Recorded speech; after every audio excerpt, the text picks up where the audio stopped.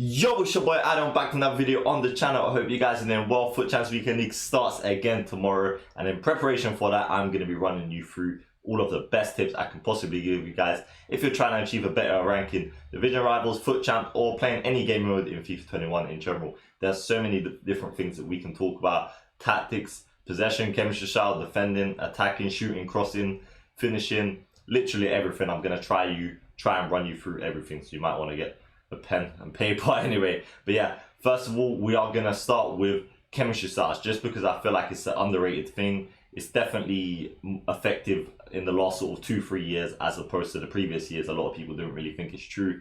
Definitely recommend. This year is the absolute sort of pinnacle of pace in the last 2-3 years. You're gonna want shadows or at least anchors on your defenders. Your 2 DMs, I run double shadows on mine. And if you have actually look at the pro players teams, even the ones that have sort of not the best teams on the game, they literally run shadows and hunters only, and that shows you how important the pace is. But yeah, that's one thing sort of worth noting, because a lot of people do come to our stream and ask us what chemistry styles they should use. And also I recommend that if you do want to come and ask us, it's twitch.tv/Adam13, link is down below. Second thing is possession. In this game, you'll see I was dominating the game, winning 2-0 obviously at halftime, 67% possession and 91% pass accuracy. Why is this important? Because if you're dominating your opponent with possession, it gives you a higher chance of winning the game. I'm not saying pass it around the back, I'm not saying pass it side to side constantly, but try and dominate your position, especially in the final third areas. This is where you want to be left stick dribbling, like you'll see here, turning around, passing it. I've got Sissoko there, he's not that mobile, but still you want to be dominating those sort of areas. That's where you're going to be unlocking your opposition, especially if they're playing drop back one depth. They'll be kind of pinned in their box. It will make them more frustrated as well. So what I sort of do personally as an aim, what a goal by the way, is every match I say to myself I want to get minimum 55% possession or 90% pass accuracy. Well, both, to be honest with you. And if you're playing someone that's really good at holding possession, you want to match them. You don't want to be frustrated in the match. End of the day, if you're drawing 0-0, why should you be more annoyed than your opponent? So that's a couple of the things I wanted to mention. Next up, we're going to talk about custom tactics. So you might be wanting to follow my tactics, you might be wanting to follow pro players' tactics, people that come first, second, third in the world, etc. First thing I recommend you do is just find the tactics and formation that suits you, because end of the day, everyone has a different natural playing style. Yes, there are maybe 1, 2, 3 the most meta formations, so to speak, where they're the most balanced, the 4-2-3-1s, 4-4-2. Also the 4-1-2-1-2, 2 variation, the narrow ones, kind of more effective this year. But try a formation that suits you. You do not necessarily have to use those 3. You can definitely make other formations work. 4-4-1-1 will work, 3-5-2 can work. It depends on your playing style. But yeah, I definitely recommend experimenting and getting to know the tactics that are going to work for you.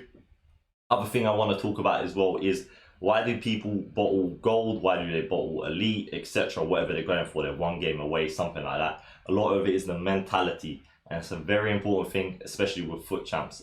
We're pretty much speaking about now. Just because you've got it in your head that you need to win 1 or 2 games to achieve a certain rank, and you've got like pressure on you, and you might not realize it, but there definitely is that pressure, and that's why a lot of people tend to lose it. I really recommend, if you do lose like 2 games in a row, just take a break from the game, whether it's half an hour, couple hours. Just take a break, and it'll really help you sort of clear your mind. Once you go into like a negative mindset, you might not realize it. You might think, okay, I'm ready for the next game. I don't really have that luxury because I stream, so I've got to carry on and just somehow break out of a losing run if I do get into one. But yeah, generally 2 losses, you need to have a break. I really recommend you do that.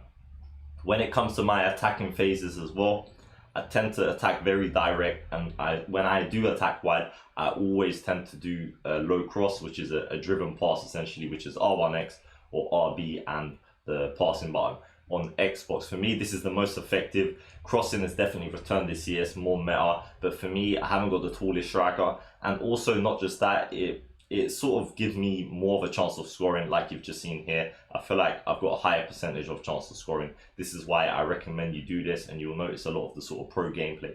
I think I will be doing a video soon on maybe the rank 1 player in the world on Futchamps, see how he plays, and we can break it down. So if you guys are interested in that, do comment down below and let me know as well. But yeah, also when it comes to shooting, I tend to not do that many finesse shots this year. I don't feel like it's as effective as people did think it was at the start of FIFA 21. You need a player like Neymar, Messi that's got a lot of curve, or someone with finesse shot trait.